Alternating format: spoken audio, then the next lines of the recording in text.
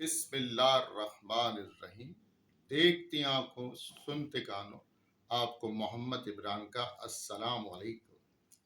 رات کو ایک تحریر پڑھ رہا تھا، مجھے بڑی اچھی لگی، میں نے کہا آپ لوگوں کے ساتھ شیئر کروں۔ تحریر کیا ہے؟ اس میں بتایا گیا کہ والدین کا مقام جو ہے کسی پیر و مرشد سے بڑھتر ہے۔ ہم لوگ زندگیوں میں کسی پیر کو، کسی مرشدوں کو تلاش کرتے رہتے ہیں، کوئی جاتے ہیں کہ کوئی ایسا مزار مل جائے، کوئی ہمارے لیے دعا کر دو، لیکن سب سے بڑے پیر و مرشد جو ہیں آپ کے والدین۔ ایک صاحب لکھتے ہیں، ہوا کچھ یوں کہ ایک دن میرے والد نے مجھ سے کہا، بیٹا میرے چنے اور تل والے کلچے کھانے کا دل چاہ رہا ہے۔ بہت دنوں کے بعد والد نے فرمائش کی، میں بڑا خوش ہوا۔ میں صبح اٹھا، جاگر پہنے واک پہ گیا۔ واک پہ آنے کے بعد میں بازار چل گیا، اس ٹھیلے والے کے بعد جس کے پاس چنے ملتے تھے۔ میں چلا گیا، میں نے کہا یار چنے دے دے۔ اس نے کہا یہ 7 بجے سے پہلے نہیں ملتے، تھوڑی دیر رک جائیں، آپ کو پھر میں دے دوں گا۔ میں گاڑی میں بیٹھ گیا۔ اچھا وہ میری طرف دیکھتی رہا، میں تھوڑا سا بے چین بے قرار تھا کہ یار جلد سے جلد مجھے مل جائے، میں اور گھر لے کے جاؤں۔ پھر میں اس سے پوچھتا کہتا بابا ابھی 2 سے 3 منٹ لگیں گے۔ پھر ٹھیلے والا میرے پاس آیا کہ بابا آپ ہمیشہ لے کے جاتے ہیں چنے، آج آپ کو بڑی جلدی ہے۔ اس نے کہا یار میرے پیر و مرشد نے چنے منگائے ہیں۔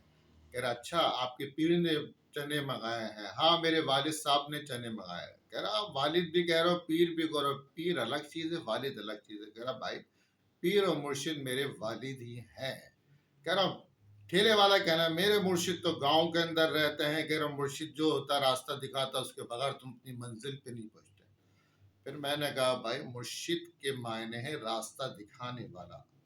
آپ کے جو والدین ہوتے ہیں ان سے بہتر آپ کو کوئی راستہ دکھا نہیں سکتا۔ آپ کو کسی پیر مرشد کی ضرورت نہیں، جب تک آپ کے والدین حیات ہیں وہی آپ کے لیے پیر ہیں، وہی مرشد ہیں، ان سے دعا لے لو۔ اس کی بات سمجھ میں نہیں آئے، پھر کہنے لگا اچھا جس کا ابا شراب پیتا ہو، کچی شراب پیتا ہو، جھگڑا کرتا ہو، گالیاں بکتا ہو، وہ بھی پیر ہے۔